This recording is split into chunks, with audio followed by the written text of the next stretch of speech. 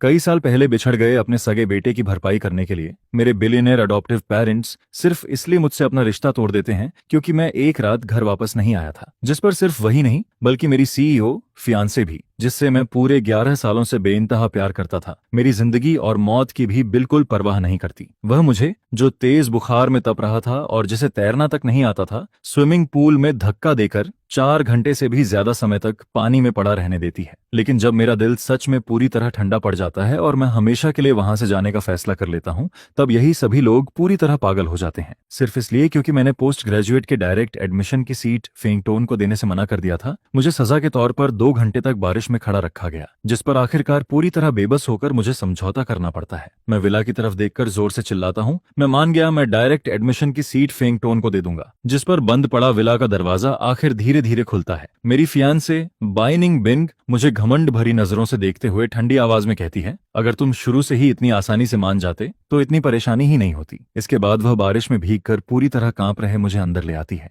उसकी हमेशा ठंडी रहने वाली आंखों में आज हल्की सी संतुष्टि साफ दिखाई देती है। वह मुझे एक कप गर्म पानी पकड़ाते हुए कहती है, जब फेंगटोन यहाँ है तब तुम्हें डायरेक्ट एडमिशन मिले या नहीं, इससे कोई फर्क नहीं पड़ता, लेकिन फेंगटोन अलग है। उसने पहाड़ों में इतने साल बिता दिए, उसकी पढ़ाई का बेस बहुत कमजोर है और वह बाकी लोगों से पीछे रह गया है। बड़ी मुश्किल से उसके अंदर आगे बढ़ने की चाह आई है। इस बार तुम उसकी मदद कर दो। उसकी आवाज सुनने में भले ही नरम लग रही थी, लेकिन उसमें ऐसा यकीन था जिसमें मेरे इनकार करने की कोई जगह ही नहीं थी। जैसे उसे पूरा भरोसा हो कि आखिर में मैं झुक ही जाऊंगा। मैं अपनी उस मोहब्बत को देखता हूं जो मेरे ठीक सामने खड़ी थी, जिस पर मेरा पूरा शरीर कांपने लगता है और मेरे दिल के अंदर की ठंड बारिश से भी कहीं ज्यादा चुभने लगती है। यही वह औरत थी जिससे मैं पूरे 11 सालों से बेपनाह प्यार करता आया था। यही तो मेरी फियांसे थी। लेकिन आज जाकर मुझे एहसास होता है कि उसकी फितरत ठंडी नहीं थी। उसकी सारी बेरुखी सिर्फ मेरे लिए थी। मुझे अपना बचपन ठीक से याद नहीं है। जब से होश संभाला तब से मैं ऑर्फनेज में ही बड़ा हुआ। 10 साल की उम्र में फेंग फैमिली ने मुझे अडॉप्ट किया। उस समय उनका असली बेटा कुछ समय पहले ही खो गया था। पूरा परिवार गहरे दुख में डूबा हुआ था। मुझे अडॉप्ट करने के बाद भी उस घर का माहौल कभी नहीं बदला। फेंग फैमिली मुझसे बहुत सख्ती से पेश आती थी। वह हर बात में मेरी तुलना फेंग टोन से करती रहती थी और चाहती थी कि मैं एक परफेक्ट रिच यंग मास्टर बनूं, जिस पर मेरी पूरी जिंदगी दर्द से भर जाती है। हर दिन एंडलेस क्लासेस, मुश्किल टैलेंट ट्रेनिंग और अनगिनत डांट फटकार के बीच गुजरता था। लेकिन उसी अंधेरे में बाई निंग बिंग मेरी जिंदगी की इकलौती रोशनी बनकर सामने आती है। उसका स्वभाव शांत था। वह कम बोलती थी, लेकिन हर काम को हमेशा परफेक्ट तरीके से संभाल लेती थी। वह ऐसी प्रिंसेस लगती थी जो सबसे ज्यादा चमक रही हो, जिस पर मैं बिना पलक झपकाए उसे देखता रहता था और धीरे धीरे उससे प्यार करने लगता हूँ। इत्तेफाक से फेंक फैमिली और बाई फैमिली के रिश्ते बहुत अच्छे थे। दोनों परिवारों ने बचपन में ही अपने बच्चों की एंगेजमेंट तय कर दी थी। बाद में जब असली फेंग टोन खो गया तब वही रिश्ता मुझ पर आ गया, क्योंकि मैं अडॉप्ट किया गया बेटा था। 10 साल की उम्र से लेकर 21 साल तक मैं हमेशा यही जानता रहा कि बाइनिंग बिन मेरी होने वाली पत्नी है। उसने कभी मेरे प्यार को साफ तौर पर स्वीकार नहीं किया, लेकिन कभी ठुकराया भी नहीं। वह हमेशा एक आइडियल फियांसी की तरह मेरे साथ रहती थी। मैं सोचता था कि उसने मेरी सारी खामोश कोशिशें देख ली हैं। शायद मेरी सच्चाई ने उसे छू लिया है। शायद उसने मेरा प्यार कबूल कर लिया है। यहाँ तक कि वह कभी कभी मेरी थोड़ी परवाह भी करती थी। लेकिन जैसे ही मुझे लगा कि हमारा रिश्ता धीरे धीरे बेहतर होने लगा है, उसी वक्त फेंग टोन वापस लौट आता है और फिर उसी दिन से सब कुछ बदल जाता है। मेरे हाथ में रखा गर्म पानी का कप मेरी उंगलियां जला देता है, जिस पर मैं अचानक होश में आता हूँ और बाथरूम की तरफ चला जाता हूँ। मैं अपने शरीर से बारिश का सारा पानी धोता हूँ। बाइनिंग बिंग वहीं खड़ी मेरी पीठ को देखती रहती है। तभी मेरे कदम अचानक रुक जाते हैं। वह हमेशा यही करती है। जब भी मैं पूरी तरह हार मानने वाला होता हूँ, तभी वह मुझे थोड़ी सी मिठास दे देती है ताकि मैं उसे छोड़कर न जा सकूं। लेकिन इस बार उसकी उम्मीद के मुताबिक मैं खुश नहीं होता। मैं पीछे मुड़कर उसे ठंडी नजरों से देखते हुए कहता हूँ, निंग बिंग, मुझे तैरना तक नहीं आता, डाइविंग करना तो बहुत दूर की बात है। जिस पर बाइनिंग बिंग बिना किसी झिझक के शांत चेहरे के साथ पूछती है, तो हॉलिडे में तुम कहाँ जाना चाहते हो? मैं अरेंज कर देती हूँ। बहुत कम बार ऐसा हुआ था जब उसने मेरी राय पूछी हो, लेकिन इस बार भी मैं न कोई जवाब देता हूँ और न ही कोई शिकायत करता हूँ। मैं सिर्फ खुद पर हंस देता हूँ। कड़ाके की ठंड में उसने मुझे 2 घंटे तक बारिश में बाहर खड़ा रखा था। अगर मुझे बुखार नहीं आता तभी हैरानी होती। इसके बाद बाइनिंग बिंग मुझे बिस्तर पर लिटाकर कंबल ठीक से ओढ़ा देती है और कहती है, तुम यहीं आराम करो, मैं दवा लेकर आती हूँ। लेकिन जैसे ही वह मुड़ती है, उसका फोन बज उठता है। अगले ही पल दूसरी तरफ से फेंग टोन की रोती हुई आवाज सुनाई देती है, नंग बिंग दीदी, आप कहाँ हैं? मेरा पेट बहुत दर्द कर रहा है। मैं दर्द से मर जाऊंगा। यह सुनते ही बाई निंग बिंग के चेहरे पर ऐसी घबराहट दिखाई देती है जो मैंने पहले कभी नहीं देखी थी। वह बिना एक पल गंवाए तुरंत बाहर भाग जाती है और मुझे पूरी तरह भूल जाती है, जिस पर पूरा विला अचानक खाली खाली सा लगने लगता है। वहां सिर्फ मैं अकेला रह जाता हूँ। तेज बुखार की वजह से मेरी आंखों के सामने सब धुंधला होने लगता है। बेहोशी जैसी हालत में मेरे दिल में बार बार एक ही दर्द उठता है। प्यार और बेपरवाही के बीच फर्क इतना बड़ा भी हो सकता है। अच्छी बात बस इतनी थी कि कुछ समय पहले मेरे असली माता पिता मुझे ढूंढ चुके थे।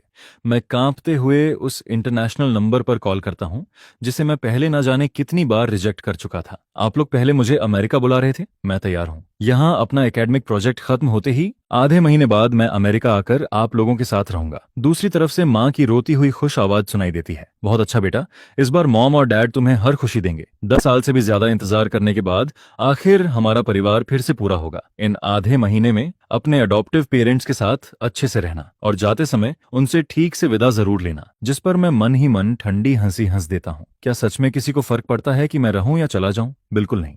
आधे महीने बाद मैं अपना सारा सामान समेटकर बिना किसी को बताए इस ठंडी और बेरहम जगह को हमेशा के लिए छोड़ने का फैसला कर लेता हूँ।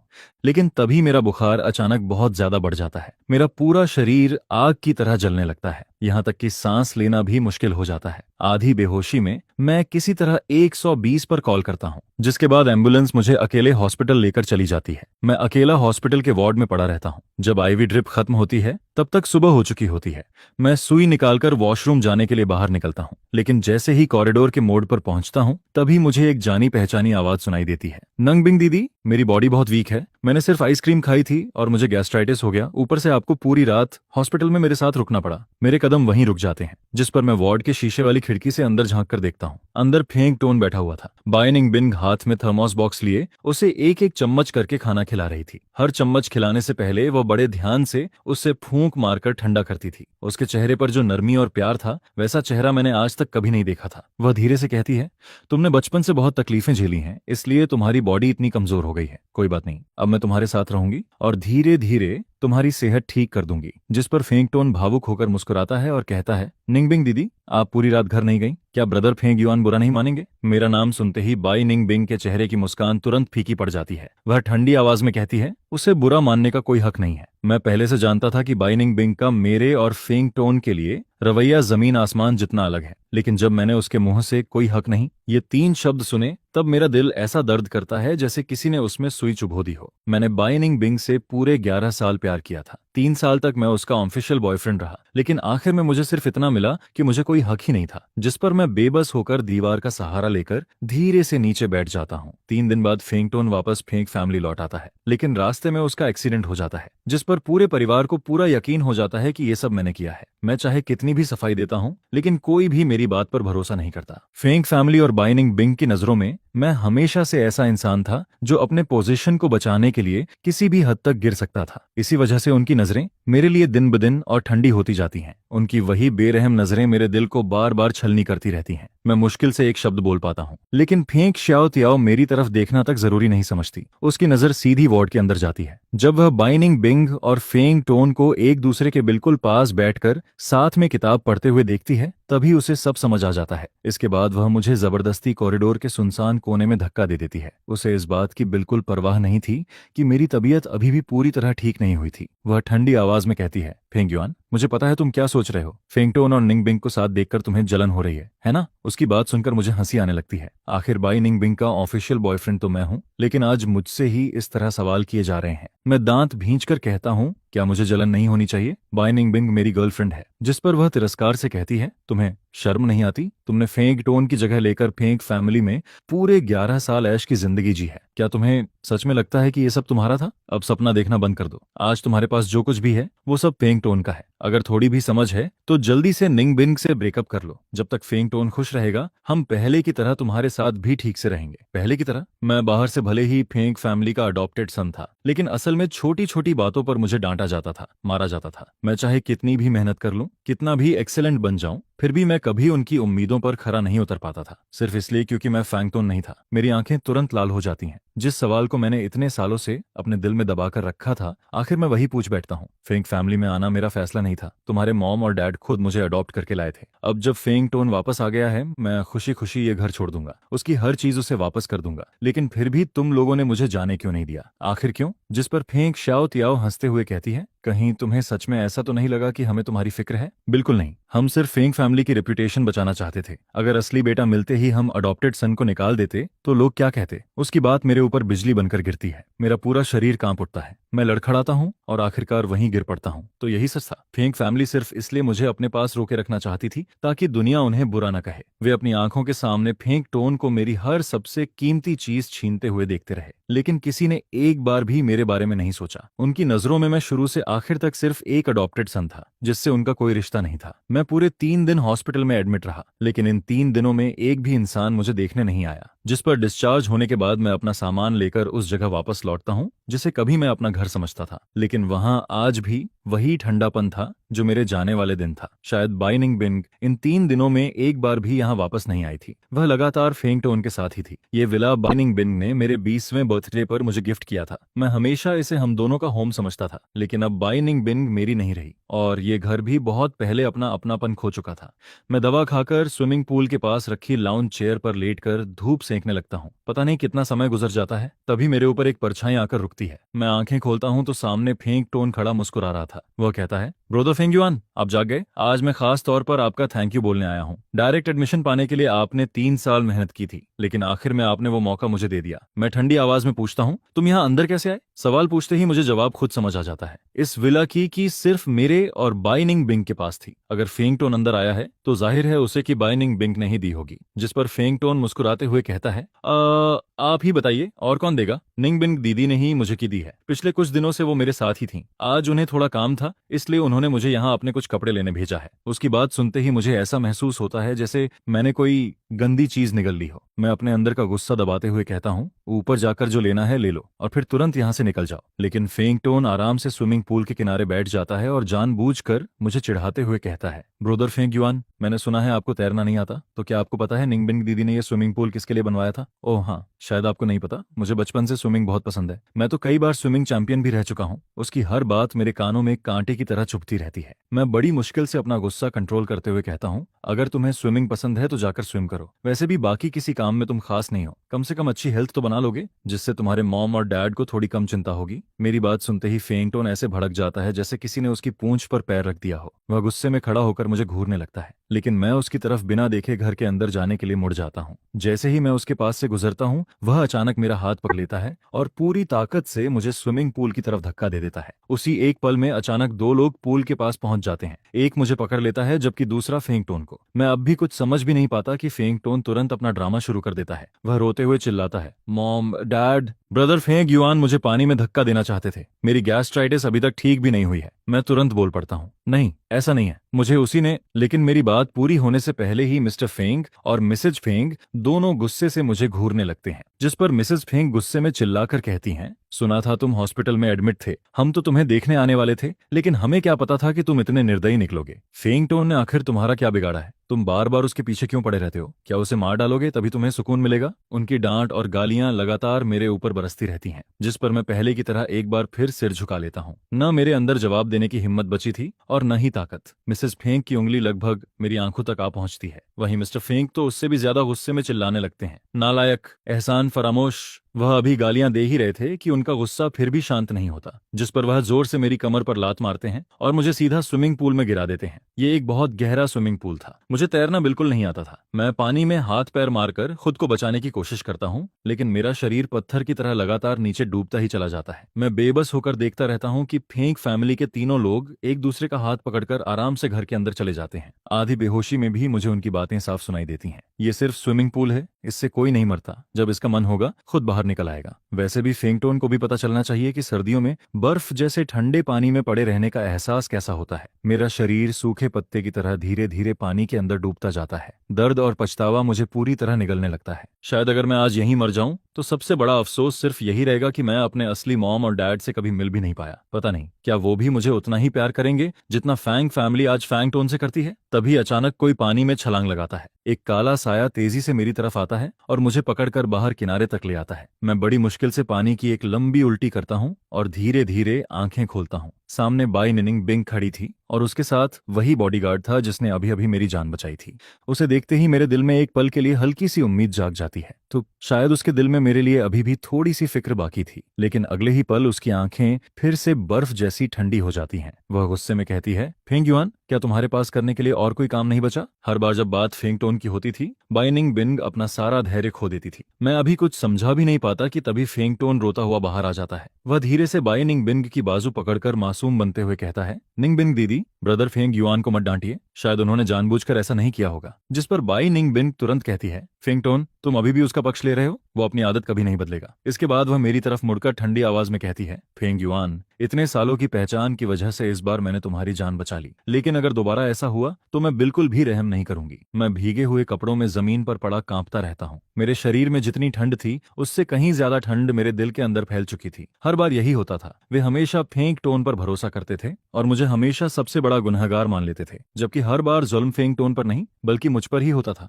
जख्म हमेशा मेरे हिस्से में आते थे। मैं धीरे धीरे अपने कमरे की तरफ बढ़ता हूँ। जैसे ही मैं लिविंग रूम में पहुंचता हूँ, चारों लोगों की हंसी अचानक बंद हो जाती है। उनकी सारी नजरें मुझ पर टिक जाती हैं, जैसे किसी चोर को देख रहे हों। मैं बिना कुछ बोले अपने भीगे हुए शरीर के साथ ऊपर जाने लगता हूँ। तभी अचानक फेंग टोन जोर से चिल्लाता है, अरे, मेरी जेड रिंग गायब हो गई, कहीं वो स्विमिंग पूल में तो नहीं गिर गई? उसकी बात सुनते ही मुझे समझ आ जाता है कि ये सब पहले से सोचा हुआ ड्रामा है। मैं बिना कुछ बोले तेजी से ऊपर जाने लगता हूँ, लेकिन मिस्टर फैंग मुझे रोककर चिल्लाते हैं, फैंग युआन, वहीं रुक जाओ, क्या तुमने फैंगटोन की जेड रिंग पूल में फेंकी है? मैं कमजोर आवाज में कहता हूँ, नहीं, मैंने उसे धक्का भी नहीं दिया और उसकी रिंग भी नहीं फेंकी। कुछ दिन पहले आया तेज बुखार अभी पूरी तरह उतरा भी नहीं था। उसके ऊपर कई घंटे तक ठंडे पानी में रहने की वजह से मेरा सिर चकरा रहा था। मेरे पैरों में इतनी भी ताकत नहीं बची थी कि मैं ठीक से खड़ा रह सकूं। मिस्टर फेंग गुस्से में चिल्लाते हैं, मैंने अपनी आंखों से देखा था कि तुम फेंग टोन का हाथ पकड़कर उसे पूल में धक्का देने की कोशिश कर रहे थे, अब भी झूठ बोलने की हिम्मत कर रहे हो? उसी वक्त मिसेस फेंग की तेज आवाज पूरे विला में गूंज उठती है। इसी बीच फेंग टोन लाल आंखों से बाई निनिंग बिंग की तरफ देखकर कहता है, अगर ये कोई आम रिंग होती तो मैं छोड़ देता, लेकिन ये रिंग मॉम और डैड ने मुझे दी थी। जब मेरा किडनैप हुआ था तब उन्हीं दिनों मैं इसी रिंग को देखकर खुद को हिम्मत देता था। मुझे बस यही उम्मीद रहती थी कि एक दिन मैं फिर से अपने मॉम और डैड से मिलूंगा। ये सुनते ही मिसेस फेंग को उसके सारे दुख याद आ जाते हैं। वह तुरंत फेंग टोन को गले लगाकर रोने लगती हैं। वहीं मिस्टर फेंग का गुस्सा पूरी तरह फूट पड़ता है। वह तेजी से मेरी तरफ आते हैं और सीढ़ियों से मुझे घसीटते हुए नीचे ले जाते हैं। तुम्हारा दिल इतना जहरीला कैसे हो गया? तुम्हारे अंदर इतनी जलन क्यों भरी हुई है? फेंग युआन, आज अगर तुम पूल से फेंग टोन की जेड रिंग निकालकर नहीं लाए तो मैं तुम्हें बिल्कुल नहीं छोड़ूंगा। वह मुझे जबरदस्ती बाहर खींचकर ले जाते हैं। मैं पूरी ताकत लगाकर खुद को छुड़ाने की कोशिश करता हूँ, लेकिन कुछ नहीं कर पाता। आखिर में मैं सिर्फ बाई निंग बिंग की तरफ मदद भरी नजरों से देखता हूँ, लेकिन उसकी आंखों में मेरे लिए जरा भी रहम नहीं था। वह जाकर एक डाइविंग गॉगल्स लाती है और सीधे मेरी तरफ फेंक देती है, इसे पहन लो और पूल में उतरकर फेंग टोन की रिंग ढूंढ कर लाओ। मैं सिर हिलाकर मना करता हूँ, जिस पर वह और भी सख्त आवाज में कहती है, ये तुम्हारा कर्ज है और तुम्हें इसे हर हाल में चुकाना होगा। चारों लोग पूल के किनारे खड़े होकर बातें करते रहते हैं। बीच बीच में मुझे आवाज लगाते रहते हैं कि मैं काम चोरी न करूं।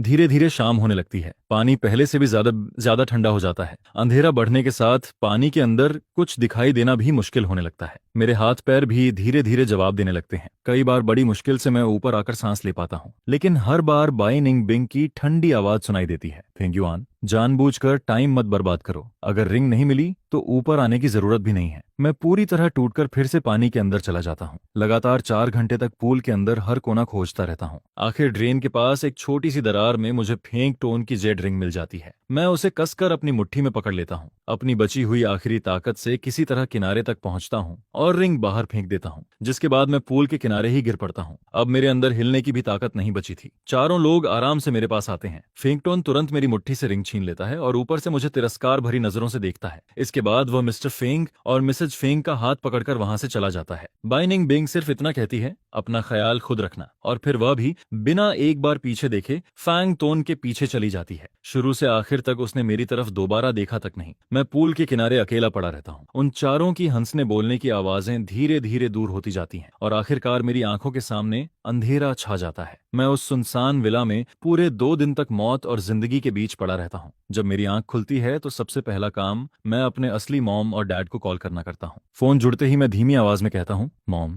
डैड, मैंने अच्छी तरह सोच लिया है। अब मैं सिर्फ शॉर्ट टर्म वीजा के लिए अप्लाई नहीं करूंगा। आप लोग मेरे लिए परमानेंट इमिग्रेशन की प्रोसेस शुरू कर दीजिए। दूसरी तरफ से खुशी की आवाजें सुनाई देती हैं, लेकिन मेरे दिल में अब कोई हलचल नहीं होती। जिस शहर में मैंने पूरे 20 साल बिताए थे, उसे छोड़ना मेरे लिए आसान नहीं था, लेकिन अब यही मेरे पास बचा हुआ आखिरी फैसला था। मैं ये भी नहीं जानता था कि मैं किसी पराये देश की जिंदगी में खुद को ढाल पाऊंगा या नहीं, और ना ही ये पता था कि मेरे रियल माता पिता सच में मुझसे प्यार करेंगे, मेरा साथ देंगे या नहीं। मेरे सामने का सफर बहुत लंबा था, जिसमें सिर्फ अनिश्चितता और रिस्क भरा पड़ा था, जिस पर भी मैंने बिना पीछे हटे उसका सामना करने का फैसला किया, क्योंकि मुझे एक बात अच्छी तरह पता थी कि आगे चाहे जितना भी बुरा हो, वो मेरी अभी की जिंदगी से ज्यादा बुरा नहीं हो सकता था। उस वक्त अमेरिका में बसने के लिए एप्लीकेशन प्रोसेस स्टूडेंट वीजा से कहीं ज्यादा मुश्किल और लंबा था, जिस पर मैंने ढेर सारे डॉक्यूमेंट्स तैयार किए, कई दिनों तक इधर उधर भागदौड़ करता रहा और बार बार अमेरिकन एम्बेसी के चक्कर लगाता रहा। इसके बाद जब आखिरी बार एम्बेसी के गेट से बाहर निकलता हूँ, तभी एक चमचमाती लग्जरी कार मेरे सामने से गुजरती है। मैं उसका नंबर प्लेट तो ठीक से नहीं देख पाता, लेकिन उस कार को एक नजर में पहचान जाता हूँ, क्योंकि ये लिमिटेड एडिशन मॉडल था, जिसकी पूरी दुनिया में सिर्फ 100 गाड़ियां थीं और पूरे इस शहर में ऐसी सिर्फ एक ही कार थी, जिसका मालिक कोई और नहीं बल्कि बाई निंग बिंग थी, जिस पर मेरा दिल एक पल के लिए जोर से धड़क उठता है, लेकिन अगले ही पल मैं खुद को समझा लेता हूँ। बाई निंग बिंग की नजर और उसका दिल हमेशा फेंग टोंग के लिए था। ऐसे में वो सड़क किनारे खड़े मुझ पर क्यों ध्यान देती, और अगर देख भी लेती तब भी उसे कोई फर्क नहीं पड़ता। रात हो जाती है, मैं अकेला फर्श पर घुटनों को सीने से लगाए बैठा रहता हूँ, जिस पर ठंडी टाइल्स की सर्दी पूरे शरीर में उतर रही होती है। मैं टीवी की आवाज सबसे तेज कर देता हूँ, ताकि उस शोर से इस सुनसान विला की खामोशी थोड़ी कम महसूस हो। तभी अचानक दरवाजे का लॉक घूमने की आवाज आती है, जिसे सुनकर मैं चौंक जाता हूँ। अगले ही पल दरवाजा खुलता है और काफी दिनों बाद बाई निंग बिंग मेरे सामने खड़ी दिखाई देती है। वो मेरे पास आकर पूछती है, तुम कहाँ जाने वाले हो? आज मैंने तुम्हें अमेरिकन एम्बेसी के बाहर देखा था, तुम वहाँ क्या कर रहे थे? जिसके जवाब में मैं पहले से तैयार किया हुआ बहाना बोल देता हूँ। हमारे प्रोजेक्ट का ट्रायल फेज अब खत्म होने वाला है और फाइनल रिजल्ट भी जल्द आने वाला है। प्रोफेसर ने मेरा नाम अमेरिका में होने वाले एक साइंटिफिक कॉन्फ्रेंस के लिए रजिस्टर करवा दिया है। मैं वहां जाकर अपने एक्सपेरिमेंट का रिजल्ट प्रेजेंट करूंगा। यह सुनकर बाई निंग बिंग हल्का सा सिर हिलाती है। उसे सुबह एम्बेसी के बाहर मुझे देखने का सीन याद आ जाता है। पहले तो उसे लगा था कि शायद उसने किसी और को देख लिया होगा, क्योंकि उसके हिसाब से मैं उससे छुपकर अमेरिका जाने जैसा काम कभी कर ही नहीं सकता था। लेकिन फिर वो कार घुमाकर वापस आई तो उसने मुझे टैक्सी में बैठते हुए अपनी आंखों से देखा था, जिस पर उसके मन में एक पल के लिए अजीब सी नफरत पैदा हुई थी। लेकिन वो एहसास ज्यादा देर तक नहीं टिक पाया, क्योंकि उसे पूरा यकीन था कि मैं उससे बेहद प्यार करता हूँ। चाहे कुछ भी हो जाए, मैं उसे छोड़कर कभी नहीं जा सकता। इतने सालों में मेरा और फेंग फैमिली का रिश्ता वैसे भी कभी खास नहीं रहा था। बाई निंग बिंग ही इस दुनिया में मेरा आखिरी सहारा थी। मैं इतने सालों से उसका पीछा करता आया था। उसके लिए मेरा प्यार और लगाव मेरी हड्डियों तक में बस चुका था। ऐसे जज्बात कोई एक दिन में छोड़ नहीं सकता। जिस पर बाई निंग बिंग हल्का सा मुस्कुराकर कहती है, मूवी देखोगे? मैं तुम्हारे साथ देखती हूँ। उसकी बात सुनकर मेरे मुंह से लगभग निकल ही जाता है, आज रात तुम्हें फेंक टोंग के घर नहीं जाना? लेकिन मैं काफी देर तक चुप रहता हूँ और आखिर में वो सवाल निकल जाता हूँ, क्योंकि मैं उसकी आदत अच्छी तरह जानता था। वो हमेशा पहले मुझे तकलीफ देती थी, फिर बाद में थोड़ी सी मिठास दिखाकर सब संभालने की कोशिश करती थी। आखिर में मैं मना नहीं करता। मैं एक रोमांटिक क्लासिक मूवी चला देता हूँ, जिसे देखते देखते मेरी आंखों से आंसू बहने लगते हैं। लेकिन दूसरी तरफ बाई निंग बिंग पूरी मूवी के दौरान बार बार अपना फोन ही देखती रहती है। जब मूवी का लास्ट सॉन्ग खत्म होता है, तब मैं धीरे से उठकर कहता हूँ, मुझे नींद आ रही है, मैं पहले सोने जा रहा हूँ। मैं सीढ़ियों की तरफ बढ़ता हूँ, लेकिन तभी बाई निंग बिंग अचानक मुझे रोक लेती है। वो कहती है, कल इंटरकॉन्टिनेंटल होटल में फेंग टोंग के ग्रेजुएट स्कूल डायरेक्ट एडमिशन की खुशी में सेलिब्रेशन पार्टी है। तुम उसके बड़े भाई हो, इसलिए गिफ्ट पहले से तैयार रखना। जिस पर मैं बिना कुछ बोले सीधा ऊपर चला जाता हूँ। इस बार मैंने एक बार भी पीछे मुड़कर नहीं देखा। अगली सुबह बाई निंग बिंग किसी के हाथों मेरे लिए एक गिफ्ट बॉक्स भिजवाती है। मैं उसे खोलकर देखता हूँ तो अंदर डायमंड से जड़ी हुई एक बेहद महंगी लग्जरी वॉच रखी होती है। साथ में एक ग्रीटिंग कार्ड भी था, जिस पर लिखा था, फेंग टोंग, तुम्हारी हर इच्छा पूरी हो। लेकिन सबसे मजेदार बात यह थी कि उस कार्ड पर साइन मेरा नाम फेंग युआन लिखा हुआ था, जिस पर मैं बस बेबस होकर हल्की सी हंसी हंस देता हूँ और सिर हिला देता हूँ। बाई निंग बिंग ने हर चीज इतनी परफेक्ट तरह से अरेंज की थी कि कोई कमी नहीं छोड़ी। बस समझ नहीं आ रहा था कि ये सब उसने मेरे लिए किया था या सिर्फ फेंग टोंग के लिए। जब मैं होटल पहुंचता हूँ, तभी अंदर से हंसी मजाक और खुशियों की आवाजें लगातार बाहर आ रही होती हैं।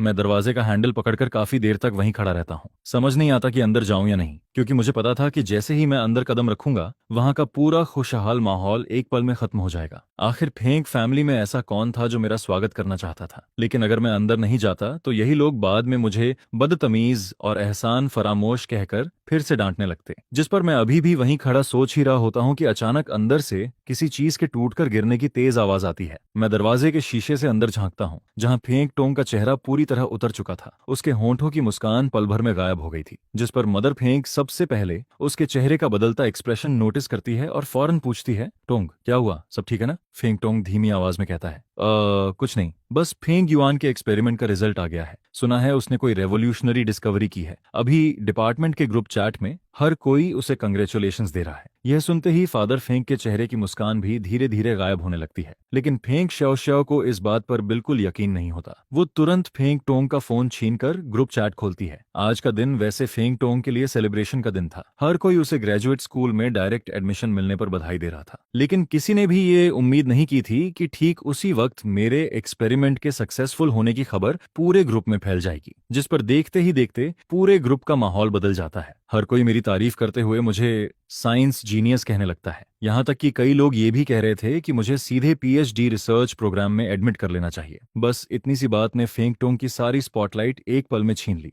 जिस पर फेंग श्याओ श्याओ गुस्से में फोन जोर से टेबल पर पटक देती है और कहती है, ये फेंग युआन जानबूझकर कर रहा है। उसने जानकर आज ही रिजल्ट पब्लिश किया है ताकि भाई की सारी लाइमलाइट छीन सके। मदर फांग भी तुरंत उसका साथ देते हुए कहती है, ये फांग युआन हमेशा लोगों का अटेंशन खींचने की कोशिश करता रहता है। घर में कोई से पूछता नहीं तो स्कूल जाकर अपनी अचीवमेंट दिखाता फिरता है। इसका दिल कितना गंदा है। जिस पर फादर फांग भी गुस्से से फोन उठाते हुए कहते हैं, इसकी हर चीज टोंग से छीनी हुई है। पता नहीं इसे किस बात का घमंड है। अभी इसे यहीं बुलाता हूँ। लेकिन तभी फेंग श्याओ श्याओ उन्हें रोकते हुए कहती है, डैड इसे बुलाकर भी क्या होगा, इसका वही चुप रहने वाला स्वभाव है, कुछ बोलेगा ही नहीं। लेकिन मेरे पास एक बढ़िया आइडिया है। मैं ऐसा करूंगी कि फेंग युआन की सारी अकड़ हमेशा के लिए निकल जाएगी। फादर फेंग तुरंत पूछते हैं, क्या आइडिया है? जिसके जवाब में फेंग श्याओ श्याओ हल्की सी मुस्कान के साथ कहती है, बहुत आसान है। आखिर ये सिर्फ एक एक्सपेरिमेंट रिजल्ट ही तो है। पहले ये पता लगाते हैं कि इसकी डिस्कवरी सच में इतनी बड़ी है भी या नहीं। हमें बस इतना करना है कि सारी क्रेडिट ब्रदर टोन के नाम कर देनी है, फिर सब कुछ अपने आप ठीक हो जाएगा, है ना? जब पूरी साइंटिफिक कम्युनिटी उन्हें सबसे बड़ा जीनियस मानने लगेगी, तब सिर्फ मास्टर्स में डायरेक्ट एडमिशन ही नहीं, बल्कि सीधे पीएचडी रिसर्च स्कॉलर बनना भी उनके लिए बाएं हाथ का खेल होगा। जिस पर फुआंग तिएतिए बड़े घमंड के साथ अपनी बात रखती है। यह सुनते ही फुआंग टोन खुशी से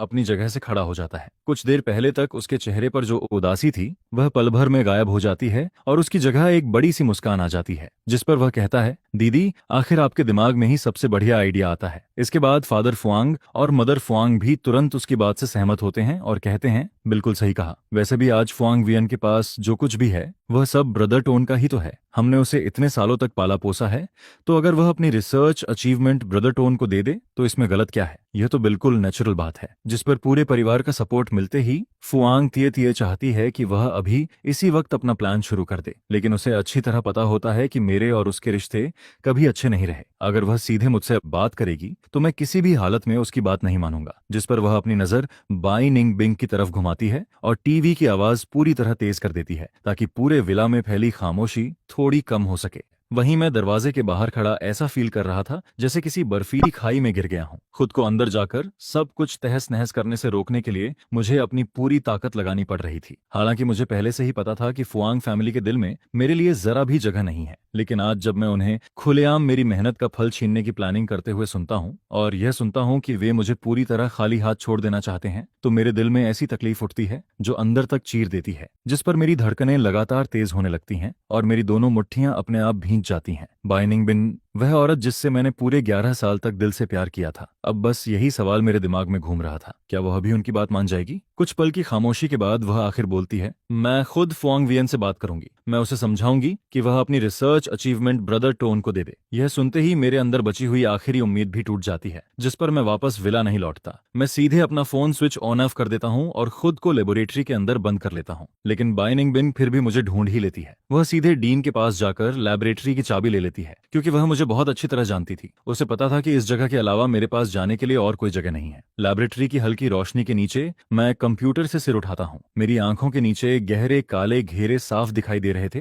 और मेरा पूरा शरीर कई दिनों की लगातार मेहनत से पूरी तरह टूट चुका था। जिस पर मैं लाल आंखों से बाई निंग बिंग को अपनी तरफ आते हुए देखता हूँ। वह शांत आवाज में कहती है, सुना है तुम्हारी रिसर्च कंप्लीट हो गई है, कंग्रेचुलेशंस। मैं अपनी आंखें बंद कर लेता हूँ और कुछ नहीं कहता, क्योंकि मेरे दिल में अभी भी उम्मीद की एक छोटी सी किरण बाकी थी। मैं चाहता था कि कि वह सच में मेरी खुशी में खुश हो। मैं चाहता था कि वह बेरहम बात कभी न कहे, लेकिन अगले ही पल बाई निंग बिंग ठंडे चेहरे के साथ धीरे धीरे बोलती है, फुएंगवियन, इस बार अपनी रिसर्च अचीवमेंट ब्रदर टोन को दे दो। उसका यह एक वाक्य ऐसा लगता है जैसे किसी ने मेरे सीने पर भारी हथौड़ा दे मारा हो। हालांकि मुझे पहले से उसकी चॉइस का अंदाजा था, लेकिन जब वह यह बात अपनी जुबान से बोलती है तब भी ऐसा दर्द होता है जैसे किसी ने मेरे दिल में सीधे चाकू घोंप दिया हो। मैं कुछ बोल भी नहीं पाता कि उससे पहले ही वह अपनी बात साबित करने के लिए एक के बाद एक वजहें गिनाने लगती है। तुम बहुत इंटेलिजेंट हो, तुम्हारे पास टैलेंट भी है, आगे चलकर तुम ऐसी बहुत सारी रिसर्च कर लोगे, लेकिन ब्रदर टोन अलग है। वह जल्द ही ग्रेजुएट रिसर्च प्रोग्राम में जाने वाला है। अगर उसके पास कुछ अच्छे एकेडमिक पेपर्स नहीं होंगे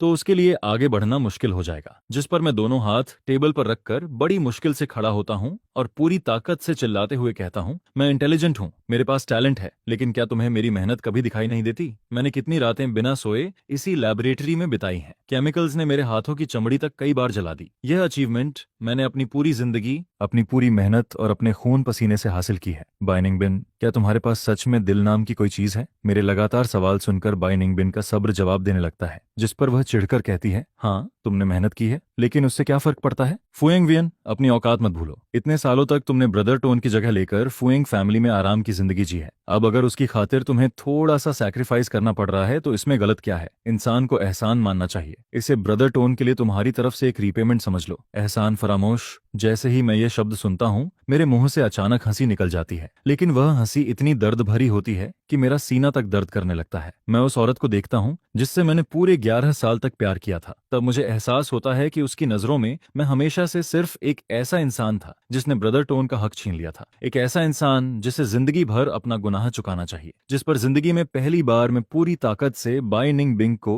अपने से दूर धक्का दे देता हूँ। मैं उसकी आंखों में देखते हुए कहता हूँ, अगर तुम्हें मुझे एहसान फरामोश समझना है तो समझो, लेकिन इस बार मैं अपनी रिसर्च अचीवमेंट ब्रदर टोन को कभी नहीं दूंगा। चाहे कुछ भी हो जाए, मैं पीछे नहीं हटूंगा। इतना कहकर मैं बिना पीछे देखे लैब से बाहर निकल जाता हूँ और बाई निंग बिन वहीं हैरान खड़ी रह जाती है। वैसे भी उस खाली विला में अब मेरा कोई सामान नहीं बचा था जिसे मुझे वापस लेना हो। अब मेरी बस एक ही ख्वाहिश थी, किसी तरह अपनी रिपोर्ट पूरी करूं, अपनी मेहनत का फल लेकर हमेशा के लिए इस घुटन भरी जगह से दूर चला जाऊं, जिस पर अगले कुछ दिनों तक मैं खुद को सबसे दूर रखता हूं। हैरानी की बात यह थी कि बाई निंग बिंग की तरफ से भी कोई मैसेज नहीं आता। मैं मन ही मन सोचता हूं कि शायद उसने आखिरकार हार मान ली है, जिस पर मैं अपना कंप्यूटर लेकर फिर से लैब पहुंचता हूं ताकि अपनी रिपोर्ट का आखिरी हिस्सा पूरा कर सकूं। लेकिन जैसे ही मैं बिल्डिंग के एंट्रेंस पर फेस स्कैन करता हूं, सिस्टम बार बार एक्सेस डिनाइड दिखाने लगता है। मैं कई बार कोशिश करता हूं, लेकिन हर बार वही रिजल्ट आता है। घबराकर मैं तुरंत अपने प्रोफेसर को फोन लगाता हूं और कहता हूं, सर मेरा एक्सेस कार्ड काम क्यों नहीं कर रहा? जिस प्रोफेसर ने हमेशा मुझसे प्यार से बात की थी, आज उनकी आवाज बर्फ से भी ज्यादा ठंडी लग रही थी। वह कहते हैं, फुएंगवियन, आज से तुम हमारी लैबोरेटरी के मेंबर नहीं रहे, अब तुम्हें यहाँ आने की परमिशन नहीं है। ये सुनते ही मैं गुस्से में एकेडमिक ऑफिस की तरफ दौड़ पड़ता हूँ, लेकिन वहाँ प्रोफेसर मिलते ही नहीं। सिर्फ एक टीचर मुझे चुपचाप एक तरफ ले जाकर धीरे से कहते हैं, फुएंगवियन, प्रोफेसर को ढूंढकर भी कोई फायदा नहीं होगा, ये फैसला उनका नहीं है, वह खुद भी कुछ नहीं कर सकते। ये सुनते ही मेरा पूरा शरीर सुन्न पड़ जाता है। मैं वहीं कॉरिडोर में बैठ जाता हूँ और ऐसा लगता है जैसे निराशा की एक बड़ी लहर मुझे पूरी तरह निगल रही हो। तभी मुझे अचानक एहसास होता है, मुझे यह बात पहले ही समझ जानी चाहिए थी। बाई निंग बिन इतनी आसानी से हार मानने वालों में से नहीं थी। जब मैंने उसकी बात ठुकरा दी तो वह जरूर मेरे खिलाफ कोई दूसरा रास्ता निकालेगी। और इस पूरे शहर में यूनिवर्सिटी और प्रोफेसर पर दबाव डालने की ताकत अगर किसी के पास थी तो वह सिर्फ बाई फैमिली और फोंग फैमिली के पास थी, जिस पर यह सोचते ही ऐसा लगता है जैसे मेरे ऊपर बिजली गिर गई हो। मेरा पूरा शरीर लड़खड़ाने लगता है। मैं फोन पर चीखते हुए पूछता हूँ, आखिर क्यों? आखिर मेरे साथ ही ऐसा क्यों? लेकिन दूसरी तरफ से सिर्फ कॉल डिस्कनेक्ट होने की आवाज आती है। उन्होंने बहुत पहले ही फोन काट दिया था। मैं वहीं जमीन पर बैठ जाता हूँ और अपना कंप्यूटर खोलकर चेक करता हूँ, लेकिन जो सच मेरे सामने आता है वह मुझे और भी ज्यादा तोड़ देता है। मेरे लैबोरेटरी के सारे एक्सेस हमेशा के लिए ब्लॉक कर दिए गए थे। अब मैं न तो किसी भी रिसर्च डेटा को देख सकता था और न ही उसे इस्तेमाल कर सकता था। इतना ही नहीं, जिस रिसर्च अचीवमेंट को पाने के लिए मैंने अपनी पूरी जिंदगी दांव पर लगा दी थी, अब मैं उसके करीब तक नहीं जा सकता था। इसी बीच यूनिवर्सिटी के ग्रुप चैट में लगातार मैसेजेस आने लगते हैं। कोई लिखता है, आज इतान तान होटल में पार्टी हो रही है। दूसरा जवाब देता है, अरे फुओंग तान तो फुओंग फैमिली का यंग मास्टर है, उसके लिए एक पार्टी की क्या औकात है। फिर कोई लिखता है, सही कहा, फुआंगटोन हैंडसम भी है, दिल का अच्छा भी है और रिसर्च में भी कमाल का है। सच में अमेजिंग इंसान है। जिस पर पूरे ग्रुप में लगातार उसकी तारीफों की बाढ़ आ जाती है। लेकिन तभी एक साधारण सी लड़की अचानक मैसेज भेजती है। पता नहीं क्यों, लेकिन मुझे ऐसा लग रहा है कि ब्रदर टोन की यह रिसर्च फुआंग वियन वाली रिसर्च से बिल्कुल सेम है, कहीं ये कॉपी तो नहीं की गई? उसका मैसेज आते ही पूरा ग्रुप अचानक शांत हो जाता है। इसी दौरान पूरे डिपार्टमेंट के मेन ग्रुप में एक नया मैसेज आता है, कंग्रेचुलेशंस, ब्रदर टोन की रिसर्च ऑफिशियली सक्सेसफुल हो गई है और इसे कई बड़े साइंटिफिक प्रोफेसर्स ने भी अप्रूव कर दिया है।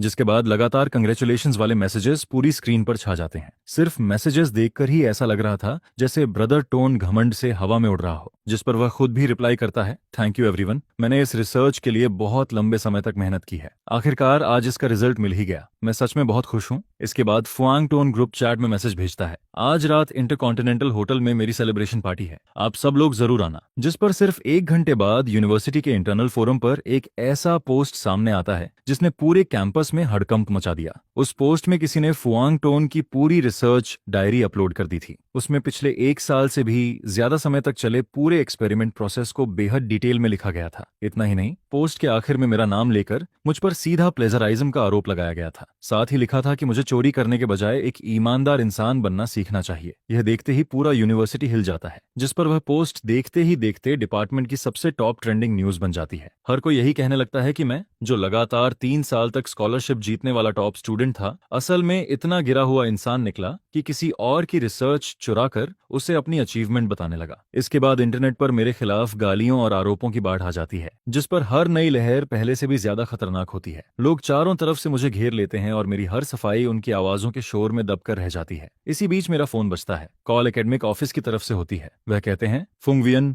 हम एकेडमिक ऑफिस से बोल रहे हैं, हमने यूनिवर्सिटी फोरम पर अपलोड हुआ पोस्ट देख लिया है। प्रोफेसर और तुम्हारे क्लासमेट्स से भी पूछताछ की जा चुकी है। जांच के बाद यह कंफर्म हुआ है कि तुम्हारे ऊपर लगाए गए सारे आरोप सही हैं। यूनिवर्सिटी किसी भी तरह के प्लेजियम को बिल्कुल बर्दाश्त नहीं करती, इसलिए हमने तुम्हें एक्सपेल करने का फैसला लिया है। यह सुनते ही मेरे पैरों तले जमीन खिसक जाती है, जिस पर मैं अकेला यूनिवर्सिटी कैंपस में चलता रहता हूँ। रास्ते से गुजरने वाले स्टूडेंट्स मेरी तरफ उंगली दिखाते हुए सिर्फ एक ही शब्द बोलते हैं, प्लेजराइज्म करने वाला। उनके यह 3 शब्द बार बार मेरे कानों में हथौड़े की तरह गूंजते रहते हैं। मैंने अपनी पूरी जिंदगी की मेहनत लगा दी थी, लेकिन आखिर में मुझे सिर्फ एक चोर की पहचान मिली, जिस पर मेरा दिमाग पूरी तरह बिखर जाता है। मैं पागलों की तरह पूरे कैंपस में भागने लगता हूँ और जोर जोर से चिल्लाता हूँ, मैंने कोई प्लेजरिज्म नहीं किया, मैंने किसी की रिसर्च नहीं चुराई, वह अचीवमेंट मेरी है, सिर्फ मेरी। इसके बाद मैं मास्क पहनकर टैक्सी से उतरता हूँ, लेकिन फिर भी लोग मुझे तुरंत पहचान लेते हैं। एक रिपोर्टर दौड़कर पूछता है, फुएंग वियन, हाल ही में जो प्लेजराइज्म स्कैंडल सामने आया है उस पर आपका क्या कहना है? दूसरा रिपोर्टर बोलता है, इतनी बड़ी साइंटिफिक डिस्कवरी, अगर तुमने उसे चुरा भी लिया तो क्या वह तुम्हारी हो जाएगी? तीसरा पूछता है, सुना है तुम फुआंग फैमिली के अडॉप्टेड सन हो, इस रिसर्च के असली मालिक तुम्हारे भाई ब्रदर टोन हैं। इतनी बड़ी हरकत करने के बाद भी क्या फुआंग फैमिली तुम्हें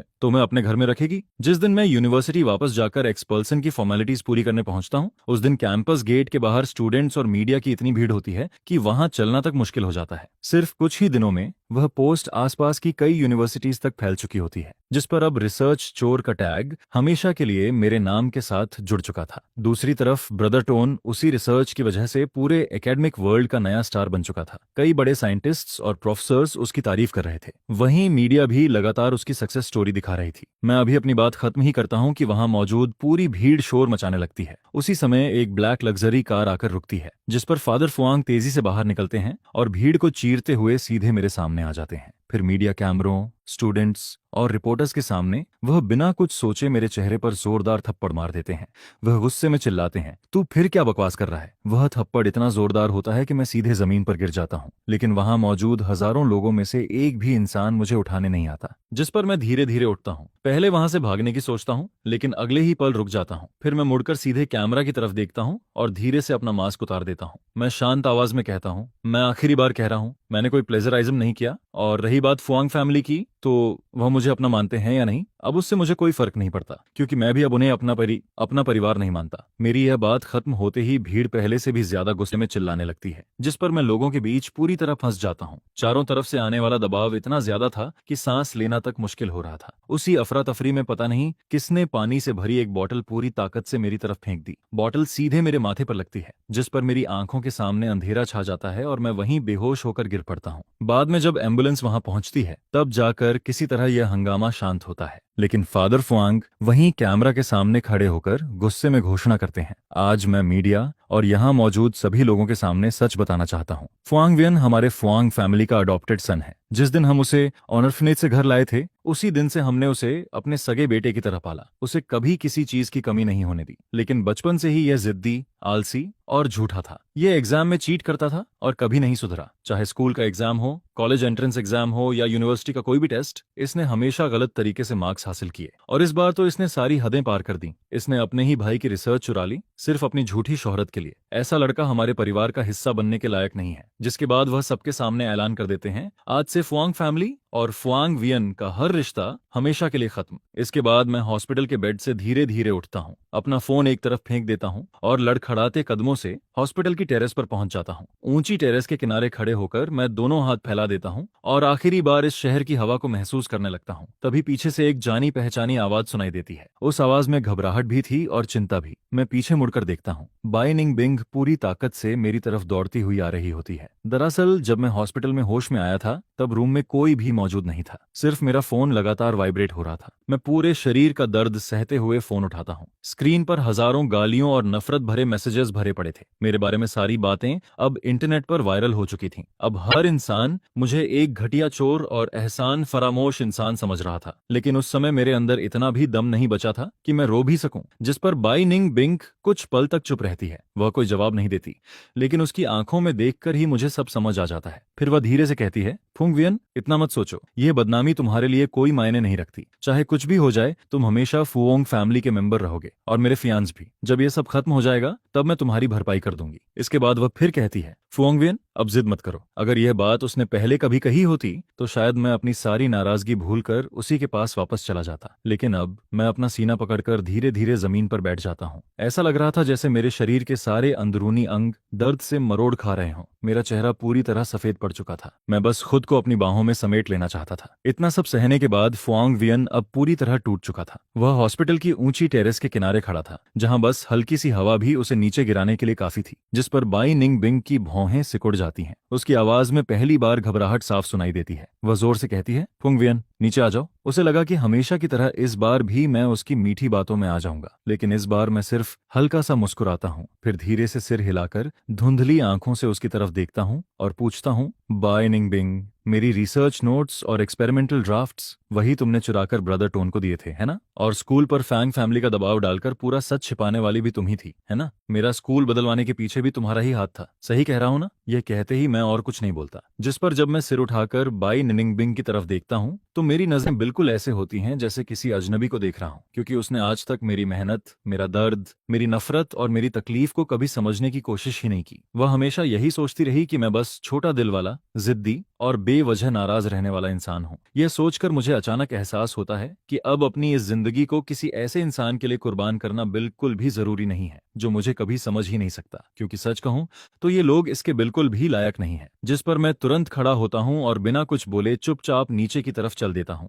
यह देखकर बाई निनिंगबिंग घबरा जाती है। वह फौरन मेरी तरफ दौड़ती है और एक झटके में मेरा हाथ पकड़कर मुझे बालकनी से नीचे खींच लेती है। जब वह देखती है कि मैं अब भी एक कोने में चुपचाप बैठा हूं, तब जाकर वह राहत की सांस लेती है। जिसके बाद ऊपर से मेरी तरफ देखते हुए नाराजगी भरे लहजे में कहती है, फेंग युआन, मुझे पता है कि तुम्हारे दिल में बहुत तकलीफ है, लेकिन इस तरह के एक्सट्रीम तरीके अपनाकर मजाक मत किया करो। तुम ये सब सिर्फ इसलिए कर रहे हो ताकि हमें गिल्टी फील हो, है ना? लेकिन उसके इतना कहते ही मैं बिना जवाब दिए सीधे अपने हॉस्पिटल रूम में चला जाता हूं और दरवाजा जोर से बंद कर देता हूं। जिस पर बाई निनिंगबिंग के दिल में एक अजीब सी बेचैनी पैदा होने लगती है। उसे बार बार ऐसा फील होता है जैसे उसकी जिंदगी की कोई बहुत जरूरी चीज उससे हमेशा के लिए दूर होती जा रही हो। तभी उसी वक्त फेंग जुन लगातार उसे कई मैसेज भेजकर जल्दी आने के लिए कहता है, जिस पर वह कुछ पल तक सोच में पड़ जाती है, लेकिन आखिरकार हॉस्पिटल छोड़कर वापस चली जाती है, क्योंकि उसके हिसाब से फेंग युआन अब भी सिर्फ नाराज है। जब उसका गुस्सा शांत हो जाएगा, तब वह आराम से सब कुछ समझा देगी और फिर पहले की तरह सब ठीक हो जाएगा। आखिर फेंग युआन उससे इतना प्यार करता है कि आखिर में वह उसे हमेशा माफी कर देता है। पहले भी हर बार ऐसा ही हुआ था। यही सोचकर बाई निंगबिंग खुद को तसल्ली देती है और उसके दिल की बेचैनी थोड़ी कम हो जाती है। उधर बाई निंगबिंग अपनी कल्पना में सोचती रहती है कि अगर मैं कुछ नहीं बोलूंगा तो वह खुद मेरे पीछे आएगी। वह मुझे पिछले कुछ दिनों की सारी बातें समझाना चाहती है। वह कहना चाहती है कि पिछले 3 सालों में उसने सिर्फ मुझसे प्यार किया है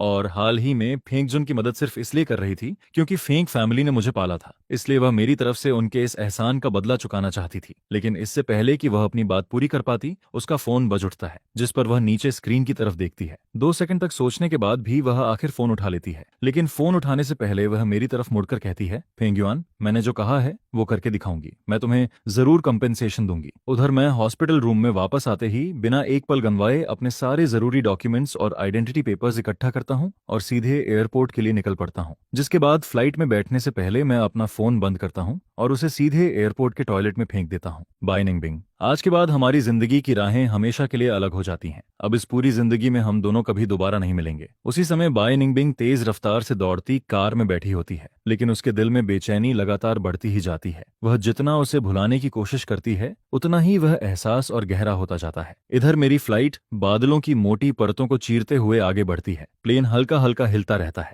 जिस पर मैं खिड़की से बाहर सिकुड़ते हुए शहर को देखता हूँ। पिछले 20 सालों से लगातार तनाव में रहने वाला मेरा दिमाग पहली बार पूरी तरह रिलैक्स फील करता है। अब तक शायद मेरा फोन एयरपोर्ट के टॉयलेट में कहीं गहराई में डूब चुका होगा। उस फोन नंबर के साथ मेरी सारी बेइज्जती, दर्द, तकलीफ और इस शहर से जुड़ी हर बुरी याद भी हमेशा के लिए पीछे छूट जाती है। करीब 10 घंटे की लंबी फ्लाइट के बाद प्लेन आखिर केनेडी इंटरनेशनल एयरपोर्ट पर लैंडिंग करता है। जैसे ही मैं एयरपोर्ट से बाहर निकलता हूँ, गर्म हवा का तेज झोंका सीधे मेरे चेहरे से टकराता है। यहाँ का माहौल मेरे पुराने शहर से बिल्कुल अलग होता है। भीड़ के बीच मुझे 2 लोग सबसे अलग नजर आते हैं। एक आदमी महंगा टेलर मेड सूट पहने हुए बेहद शांत और गंभीर पर्सनैलिटी के साथ खड़ा होता है, जबकि उसके पास खड़ी महिला बेहद एलिगेंट ड्रेस पहने हुए बार बार भीड़ में किसी को ढूंढ रही होती है। दोनों की आंखों में सिर्फ इंतजार और उम्मीद साफ दिखाई देती है।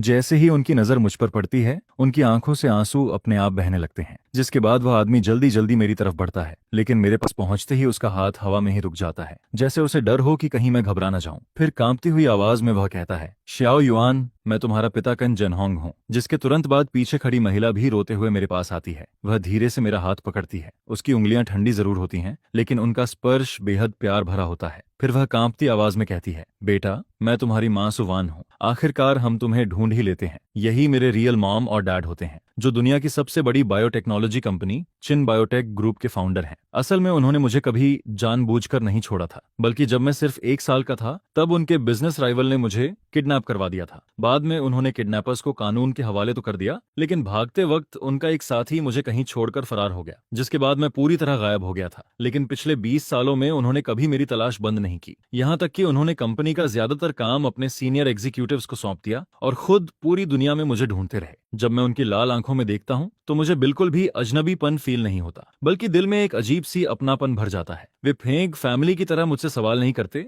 न ही मुझ पर कोई उम्मीदें थोपते हैं, बल्कि पूरे रास्ते मुझे संभालते हुए पार्किंग तक ले जाते हैं। साथ ही बार बार पूछते रहते हैं कि मैं थक तो नहीं गया, मुझे भूख लगी है या नहीं, और मैं क्या खाना चाहता हूँ। उनकी आवाज में दिखने वाली केयर बिल्कुल भी फेक नहीं होती। इसके बाद हम किन फैमिली की माउंटेन विला पहुंचते हैं, जो न्यूयॉर्क के बाहरी इलाके की पहाड़ियों पर बनी होती है। जैसे ही मैं अंदर कदम रखता हूँ, मेरे सामने कोई दिखावटी लग्जरी नहीं आती, बल्कि पूरा घर फैमिली वार्मथ से भरा हुआ होता है। लिविंग रूम की दीवार पर एक बहुत बड़ी फोटो वॉल लगी होती है, जिस पर सिर्फ मेरी ही तस्वीरें लगी होती हैं। मेरे बचपन की रियल फोटोज से लेकर किडनैपर से मिली जानकारी के आधार पर हर उम्र की बनाई गई मेरी पोर्ट्रेट्स तक पूरी दीवार सिर्फ मेरी तस्वीरों से भरी होती है, जिस पर मॉम सुवान उन तस्वीरों को प्यार से सहलाते हुए भावुक होकर कहती हैं, इन सालों में हम सिर्फ अपनी इमेजिनेशन के सहारे तुम्हारा चेहरा बनाते रहे।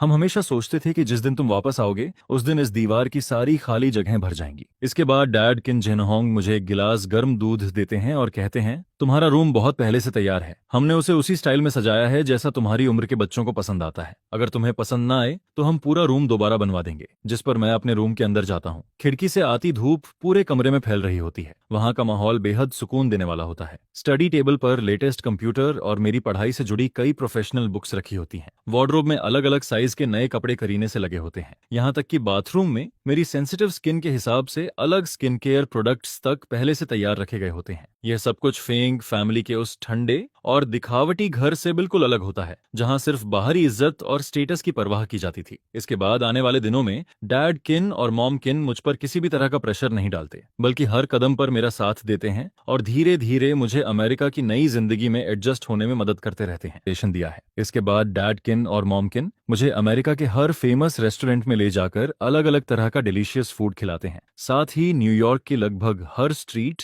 और हर छोटे बड़े एरिया में मेरे साथ घूमते रहते हैं, जिस पर वे हमेशा बड़े धैर्य के साथ फैंग फैमिली में बिताए मेरे पुराने दिनों की हर कहानी सुनते हैं। जब भी मैं उन्हें अपने ऊपर हुई सजाओं या उन पलों के बारे में बताता हूँ जब मुझे पूरी तरह इग्नोर किया जाता था, तब उनकी आंखें लाल हो जाती हैं, जिसके बाद वे मेरा हाथ कसकर पकड़ लेते हैं और बार बार सिर्फ एक ही बात कहते रहते हैं, सॉरी बेटा, हम तुम्हारी ठीक से रक्षा नहीं कर पाए। वे फेंक फैमिली के पेरेंट्स की तरह हर वक्त मेरी तुलना नहीं करते और न ही मुझे ताने देते हैं, बल्कि डैड किन और मॉम किन हमेशा मेरी हर छोटी से छोटी पसंद का भी पूरा ध्यान रखते हैं। जिस पर जब उन्हें पता चलता है कि मुझे बायोलॉजी रिसर्च में बहुत इंटरेस्ट है, तब वे खुद पहल करके मुझे क्विन बायोटेक के कोर लैब में रिसर्च करने का मौका देते हैं। इतना ही नहीं, वे दुनिया के 3 नोबेल प्राइज जीत चुके प्रोफेसर्स को भी मेरा पर्सनल मेंटर बनाकर बुला लेते हैं। जिसके बाद जब मैं उन्हें वह रिसर्च ड्राफ्ट दिखाता हूं जिसे पहले फेंक फैमिली और बाय निनिंगबिंग मिलकर मुझसे छीन चुके थे, तब तीनों प्रोफेसर्स उसे देखकर पूरी तरह हैरान रह जाते हैं। वे लगातार मेरी तारीफ करते हुए कहते हैं, फैंगयुन, तुम्हारा एक्सपेरिमेंटल थिंकिंग बहुत ही यूनिक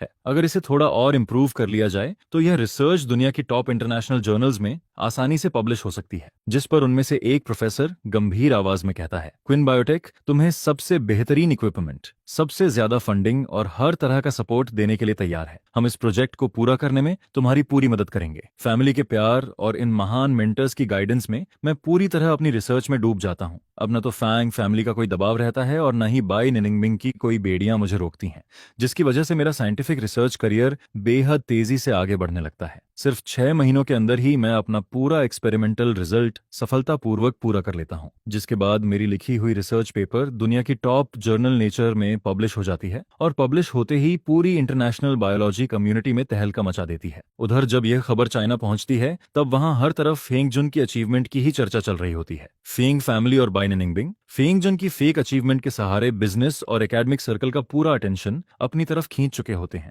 यहाँ तक कि उन्हें कई बड़े प्रोजेक्ट्स की पार्टनरशिप भी मिल चुकी होती है। लेकिन जैसे ही नेचर जर्नल में पब्लिश हुई मेरी रिसर्च उनके हाथ लगती है, वैसे ही उन सभी के चेहरे पूरी तरह सफेद पड़ जाते हैं। जिस पर फेंगजुन उस पेपर को देखकर उसमें मौजूद हर फेमिलियर डेटा और रिसर्च डायरेक्शन पहचान लेता है, लेकिन उन जटिल साइंटिफिक कैलकुलेशंस और रिसर्च प्रोसेस को वह बिल्कुल भी समझ नहीं पाता, क्योंकि उसने पहले जो एक्सपेरिमेंटल डायरी पब्लिक की थी वह असल में फेंग शाओशाओ ने मेरी खोई हुई नोट्स को जोड़ तोड़कर और कई बातें खुद से बनाकर तैयार की थी। लेकिन मेरी इस ओरिजिनल रिसर्च पेपर में हर स्टेप बेहद डिटेल्ड, लॉजिकल और साइंटिफिक तरीके से लिखा गया होता है। इतना ही नहीं, उसमें कई ऐसे इंपॉर्टेंट एक्सपेरिमेंटल स्टेप्स भी मौजूद होते हैं जिन्हें फेंग जोन ने कभी पब्लिक ही नहीं किया था, जिस पर जिसे भी रिसर्च की थोड़ी सी भी समझ होती है वह तुरंत पहचान जाता है कि असली रिसर्चर कौन है। यह देखकर फेंगजुन सीधे सोफा पर बैठ जाता है और कांपती आवाज में कहता है, ये कैसे हो सकता है? फेंग युआन को तो यूनिवर्सिटी से निकाल दिया गया था, फिर वो इतनी बड़ी रिसर्च पेपर कैसे पब्लिश कर सकता है? जरूर उसने मेरी रिसर्च कॉपी की होगी। जिस पर फेंग शाओशाओ तुरंत कहती है,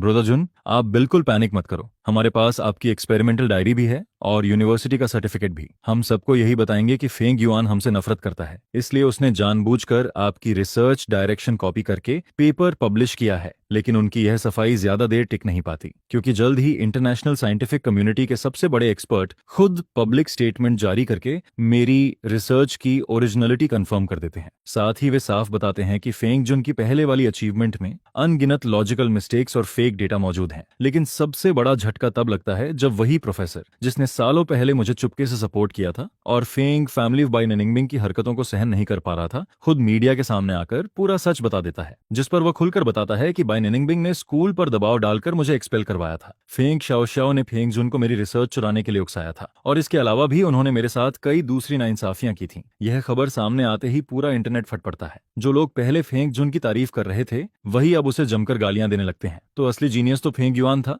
फेंगजुन तो सिर्फ एक चोर निकला। फेंग फैमिली और बाय निनिंगबिंग कितने घटिया लोग हैं। अडॉप्टेड सन को घर से निकाल दिया और ऊपर से उसकी रिसर्च भी चुरा ली, जिसके बाद फेंग फैमिली की कंपनी के शेयर्स तेजी से गिरने लगते हैं। एक एक करके सारे बिजनेस पार्टनर्स कॉन्ट्रैक्ट कैंसिल कर देते हैं, जबकि क्रेडिटर्स भी लगातार पैसा मांगने उनके घर पहुंचने लगते हैं। यह सब देखकर फादर फेंग इतना ज्यादा गुस्से में आ जाता है कि उसे ब्रेन हेमरेज हो जाता है और उसे तुरंत आईसीयू में एडमिट करना पड़ता है। उधर मदर फेंग हर दिन रोती रहती है। अपने पूरे परिवार की बर्बादी देखकर उसे अपनी हर गलती पर गहरा पछतावा होने लगता है। वहीं फेंग श्याओ श्याओ को फेक एविडेंस बनाने और किसी दूसरे की बदनामी करने के जुर्म में यूनिवर्सिटी से एक्सपेल कर दिया जाता है। साथ ही उसे कानूनी सजा का भी सामना करना पड़ता है। लेकिन बाई निनिंगबिंग की हालत तो फेंग फैमिली से भी ज्यादा खराब हो जाती है, क्योंकि इस स्कैंडल की वजह से बाई ग्रुप की पूरी रेपुटेशन बर्बाद हो जाती है। उनके कई बड़े प्रोजेक्ट्स रोक दिए जाते हैं और कंपनी को भारी नुकसान उठाना पड़ता है, जिस पर बाई निनिंगबिंग के पिता भी सदमे में हॉस्पिटल पहुंच जाते हैं। वे साफ कह देते हैं, अगर तुमने यह मामला तुरंत ठीक नहीं किया तो मैं तुम्हें अपनी सारी प्रॉपर्टी और इनहेरिटेंस से हमेशा के लिए बाहर कर दूंगा।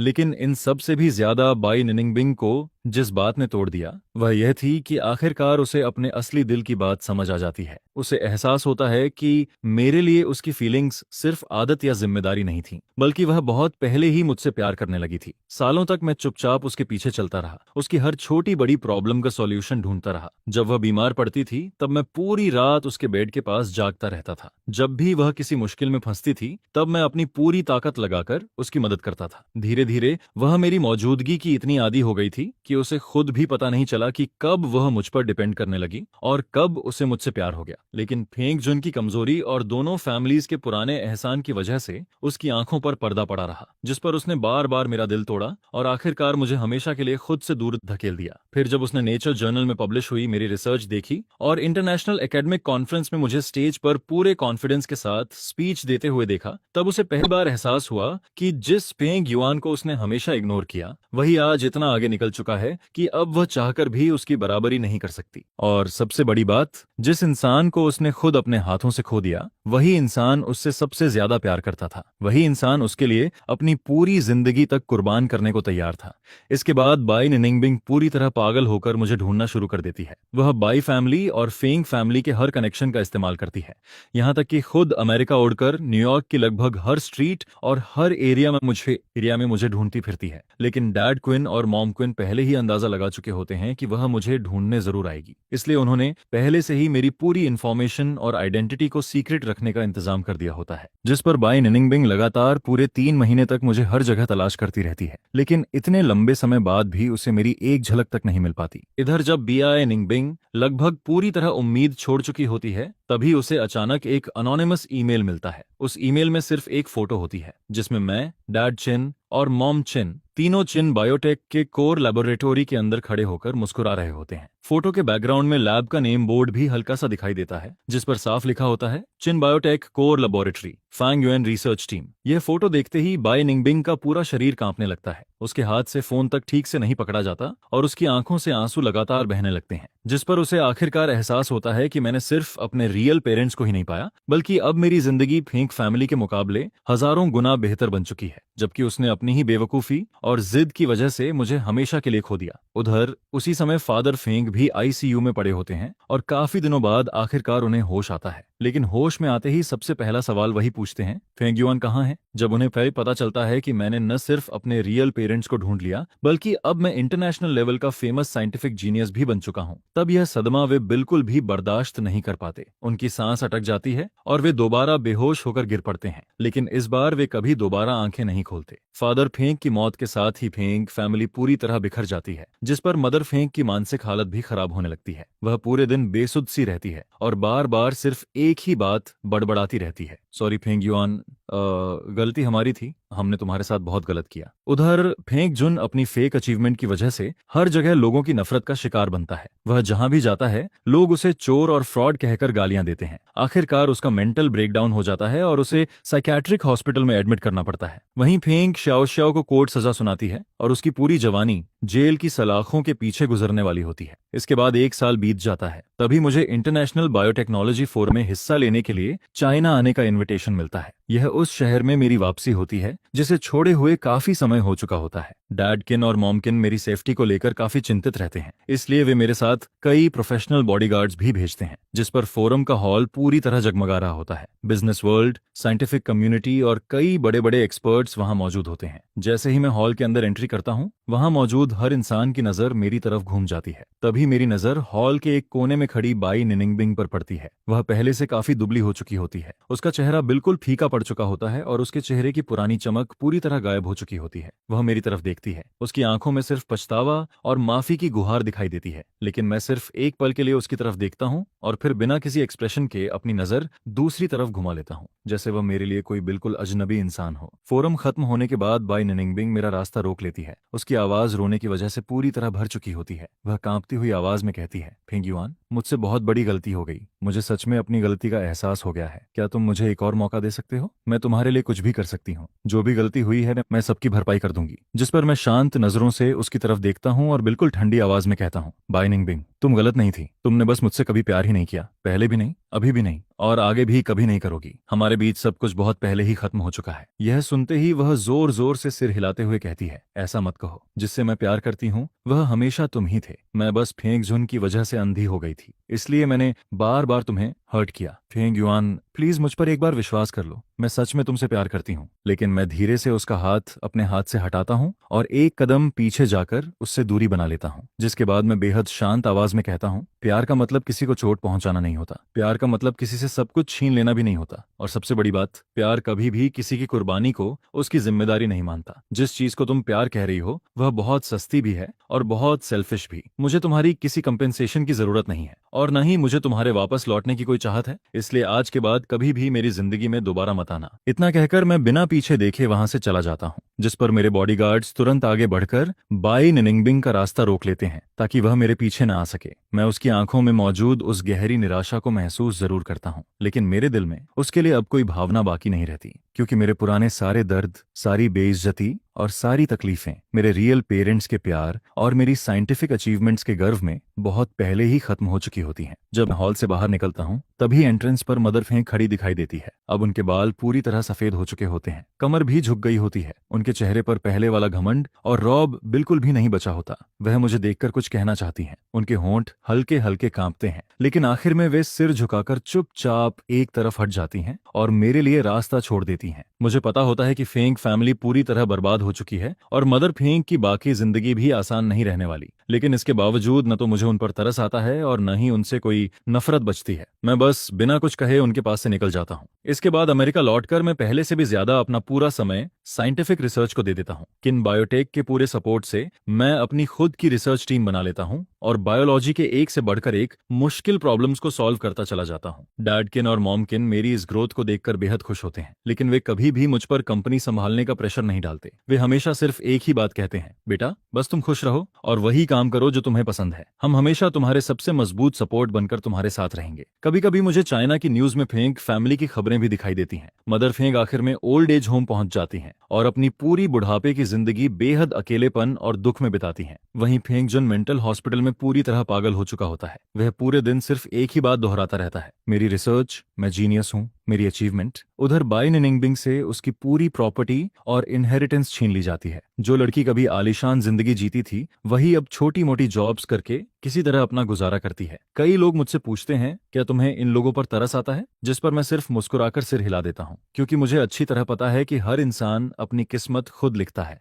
जो अंजाम उन्हें मिला वह उनकी अपनी ही करनी का नतीजा था और मैं तो बहुत पहले ही अपने अतीत की परछाइयों से बाहर निकल चुका हूँ। अब मेरी अपनी एक नई जिंदगी है। फिर एक दिन ऐसी ही धूप भरी दोपहर में मैं अपनी लैबोरेटरी की बड़ी ग्लास विंडो के सामने खड़ा नीले आसमान और सफेद बादलों को देख रहा होता हूँ। तभी मॉम क्विन का फोन आता है। वे प्यार से पूछती हैं, शाओयुआन, आज रात डिनर के लिए घर आ रहे हो ना? मैंने तुम्हारी फेवरेट ब्रेस्ट पॉर्क बना रखी है। जिस पर मैं मुस्कुराकर जवाब देता हूँ, हाँ मॉम, मैं जरूर घर आऊंगा। इतना कहकर मैं फोन रख देता हूँ और गहरी सांस लेता हूँ। उस पल मेरा दिल पूरी तरह सुकून, प्यार और खुशियों से भर जाता है। कभी मुझे लगता था कि शायद मैं दुनिया का सबसे बदनसीब इंसान हूँ। अडॉप्टिव पेरेंट्स ने मुझे कभी अपनाया नहीं। जिस लड़की से मैंने प्यार किया उसी ने मेरा दिल तोड़ दिया और मुझे ऐसा लगता था कि पूरी दुनिया ने मुझे छोड़ दिया है। लेकिन आज मुझे समझ आ चुका है कि जो मुश्किलें मुझे तोड़ नहीं पाती वही मुझे पहले से ज्यादा मजबूत बना देती हैं। जो चीजें मुझसे छिन गईं वे कभी मेरी थी ही नहीं और जो खुशियां सच में मेरी थीं वे आखिरकार मेरे पास खुद चलकर आ गईं। आखिर में हर किसी ने अपनी अपनी राह चुन ली। फेंग फैमिली और बाई निनिंगबिंग ने अपने हर कर्म की पूरी कीमत चुकाई, जबकि मैं तमाम तूफानों से गुजरने के बाद आखिरकार अपनी जिंदगी की धूप और अपना असली घर पा चुका हूँ। मेरे सामने अब भी बहुत लंबा सफर बाकी है और मैं इसी प्यार, इसी गर्माहट और इसी खुशी को अपने साथ लेकर आगे बढ़ता रहूंगा। नई नई वैल्यू क्रिएट करूंगा और अपनी जिंदगी में पहले से भी बेहतर लोगों का खुले दिल से स्वागत करता रहूंगा।